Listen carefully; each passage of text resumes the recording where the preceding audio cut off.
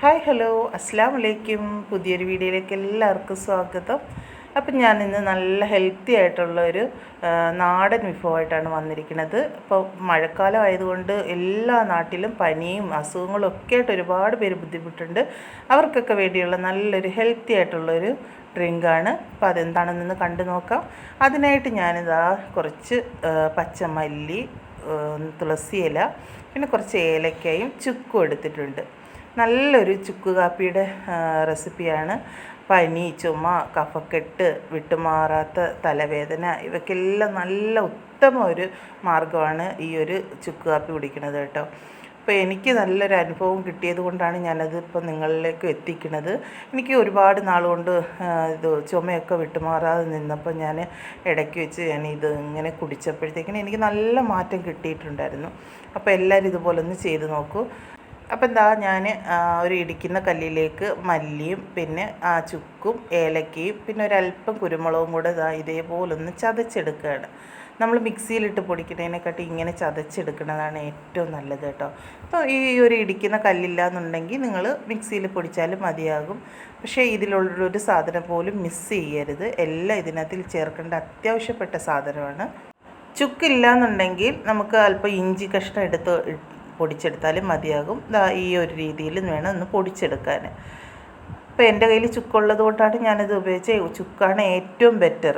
പിന്നെ അതെല്ലാം ഞാനൊന്ന് പൊടിച്ചതിന് ശേഷം ഒരു പാത്രത്തിലേക്ക് ഇട്ട് കൊടുക്കുകയാണ്. അത് ഫുള്ളായിട്ട് ഞാൻ ഇട്ട് കൊടുത്തിട്ടുണ്ട്.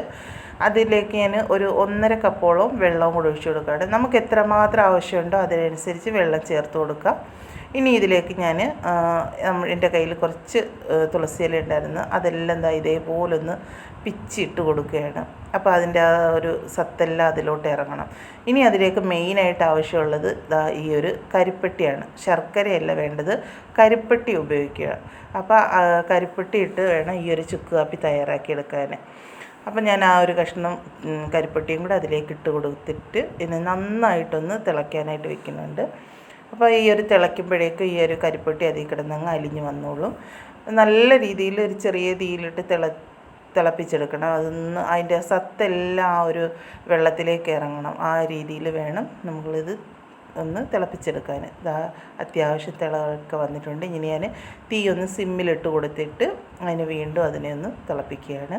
അപ്പോൾ വീഡിയോ ആദ്യമായിട്ട് കാണുന്ന കൂട്ടുകാരൊക്കെ ഒന്ന് സബ്സ്ക്രൈബ് ബട്ടൺ എനേബിൾ ചെയ്തിടുക. പിന്നെ വീഡിയോ ഇഷ്ടപ്പെട്ടാൽ ലൈക്ക് അടിക്കാനും നിങ്ങളുടെ ഫ്രണ്ട്സിലേക്കൊക്കെ ഒന്ന് എത്തിക്കാനൊന്നും ആരും മറക്കരുതേ.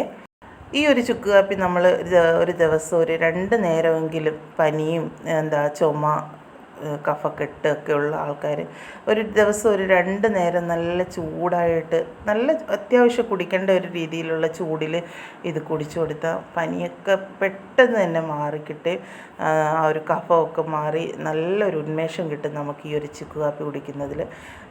നല്ല പോലെ ഒന്ന് തിളച്ച് ഒരു വിധം ഒന്ന് വറ്റി വന്നിട്ടുണ്ട്.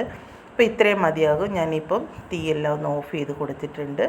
ഇനി നമുക്കിതിനെ അരിച്ചെടുക്കണം. അരിച്ചിട്ട് വേണം നമ്മൾ ഗ്ലാസ്സിലേക്ക് ഒഴിച്ചു കൊടുക്കാൻ. അപ്പോൾ ഇത് അരിച്ചതിന് ശേഷം വരുന്ന ആ ഒരു അതിൻ്റെ ഒരു കൊത്തൊക്കെ ഉണ്ടല്ലോ, അതൊന്നും നമ്മൾ കളയണ്ട. ഒരിക്കൽ കൂടെ അതിലേക്ക് ഇട്ട് കൊടുക്കാം. ഈ ഒരു സമയം നമ്മൾ തിളയ്ക്കുന്ന സമയത്ത് കാപ്പിപ്പൊടി ഉണ്ടെങ്കിൽ അല്പം കാപ്പിപ്പൊടിയും കൂടി ഇട്ട് കൊടുക്കാം. ഞാൻ കാപ്പിപ്പൊടി ഇട്ടില്ലായിരുന്നു, തേയില ഇട്ട് കൊടുത്തായിരുന്നു. പക്ഷേ ആ വീഡിയോ എൻ്റെ കയ്യിൽ നിന്ന് മിസ്സായി പോയിട്ടുണ്ട്. അപ്പോൾ ഇതുപോലൊരു ചുക്ക് കാപ്പി കുടിച്ചു കഴിഞ്ഞാൽ നല്ലൊരു ഉന്മേഷവും പനിയൊക്കെ വിട്ടുമാറുകയും ചെയ്യും. ജലദോഷം, ചുമ, കഫക്കെട്ട് എല്ലാം പൂർണ്ണമായിട്ട് മാറിക്കിട്ടും. എല്ലാവരും ഒന്ന് ഇതുപോലെ ചെയ്ത് നോക്കൂ. അപ്പോൾ എല്ലാവർക്കും ഈ വീഡിയോ ഇഷ്ടപ്പെട്ടെന്ന് കരുതുന്നു. ഇഷ്ടപ്പെട്ടാൽ ലൈക്ക് അടിക്കാനൊന്നും മറക്കരുതേ. പുതിയ അടുത്തൊരു വീഡിയോ ആയിട്ട് വരുന്നത് വരെ എല്ലാ കൂട്ടുകാർക്കും താങ്ക്സ് ഫോർ വാച്ചിങ്. അസ്സലാമു അലൈക്കും.